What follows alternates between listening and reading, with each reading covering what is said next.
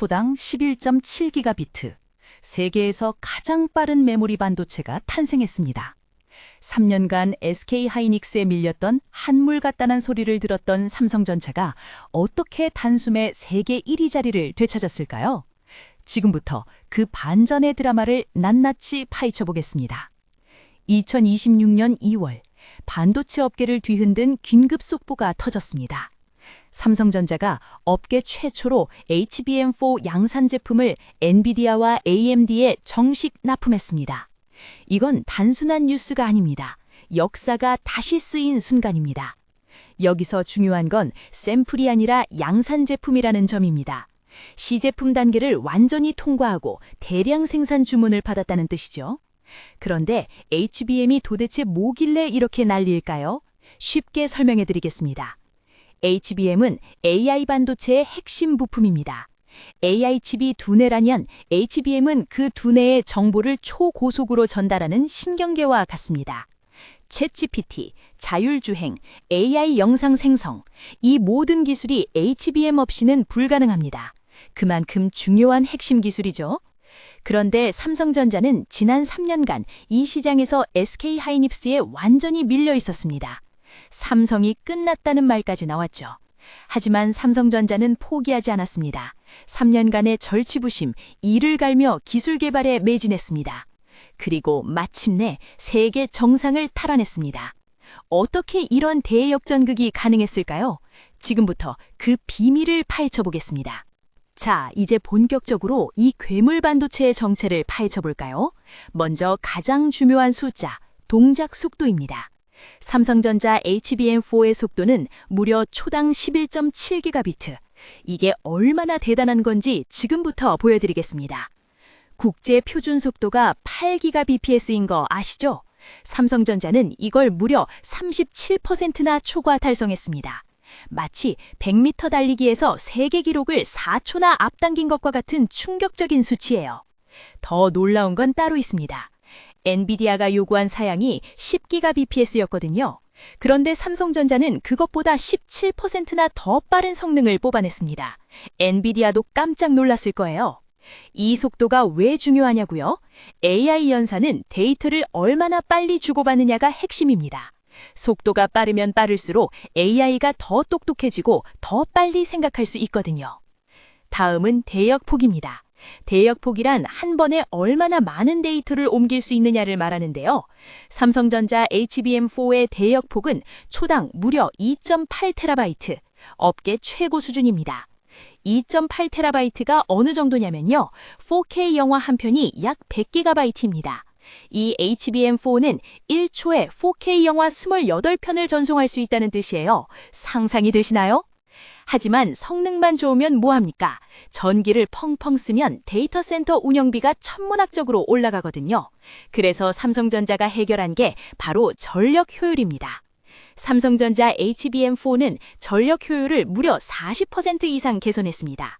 같은 일을 하면서 전기는 훨씬 적게 쓴다는 거죠. 이건 AI 데이터 센터들의 가장 큰 골칫거리를 해결한 겁니다.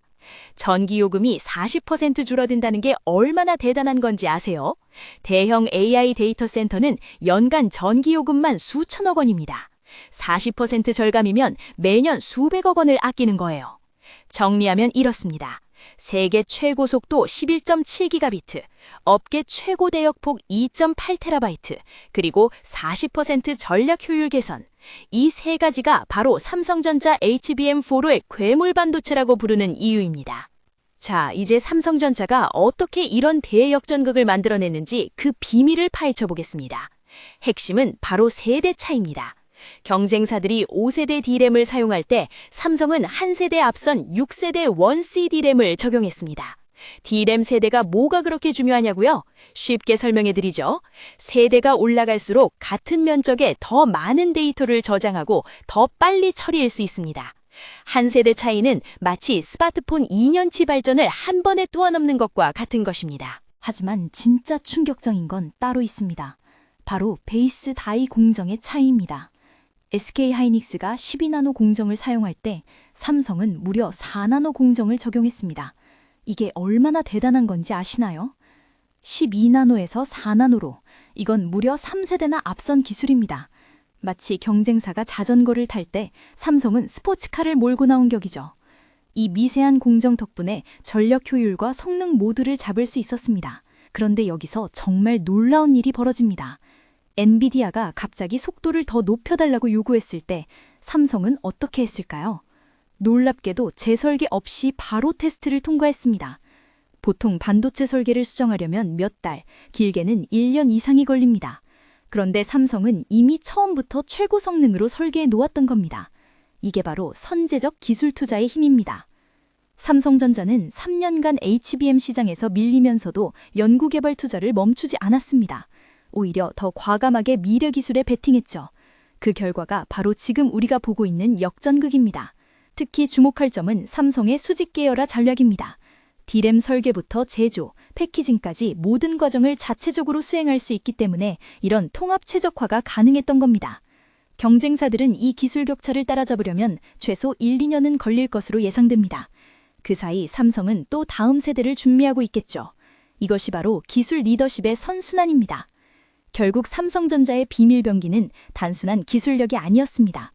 어려운 시기에도 흔들리지 않고 미래를 내다본 전략적 투자, 그리고 그것을 실현할 수 있는 통합 능력. 이 모든 것이 합쳐져 오늘의 역전극을 만들어낸 것입니다. 자, 이제 정말 흥미진진한 이야기를 해볼까요? 삼성전자의 HBM4가 대체 어디에 들어가느냐? 바로 엔비디아의 차세대 AI 가속기 루빈입니다. 전 세계 AI 기업들이 목 빠지게 기다리고 있는 바로 그 괴물칩이죠. 루빈이 뭐냐고요? 엔비디아가 현재 최강칩인 블랙웰의 뒤를 이을 차세대 AI 가속기입니다.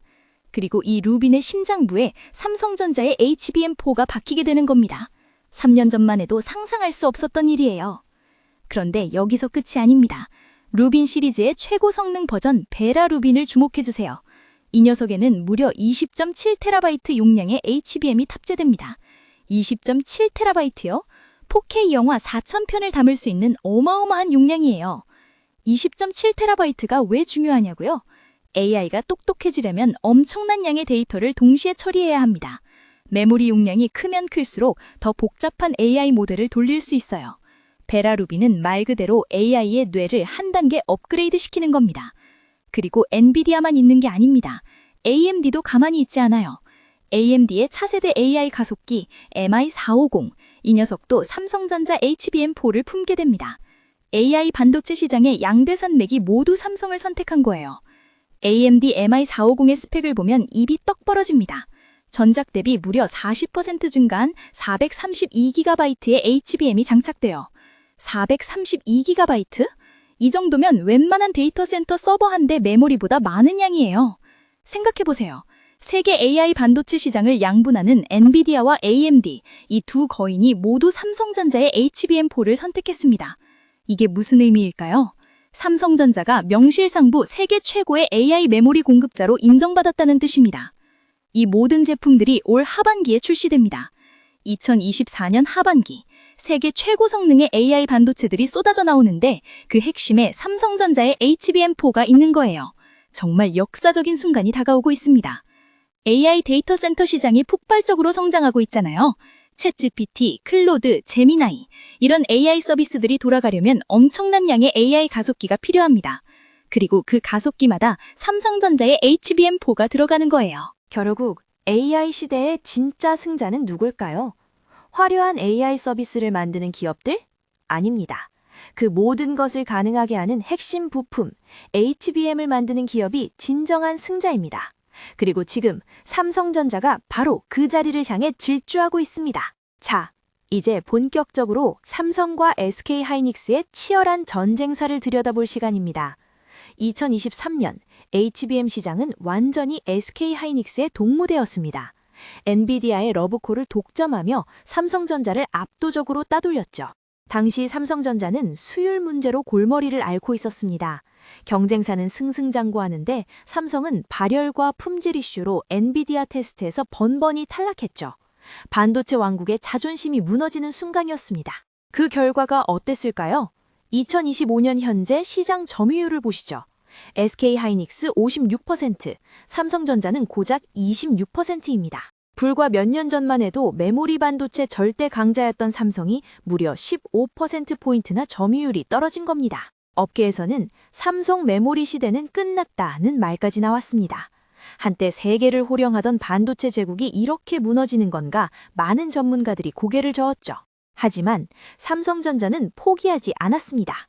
3년간 피나는 연구개발 끝에 마침내 HBM4라는 비장의 무기를 완성했습니다.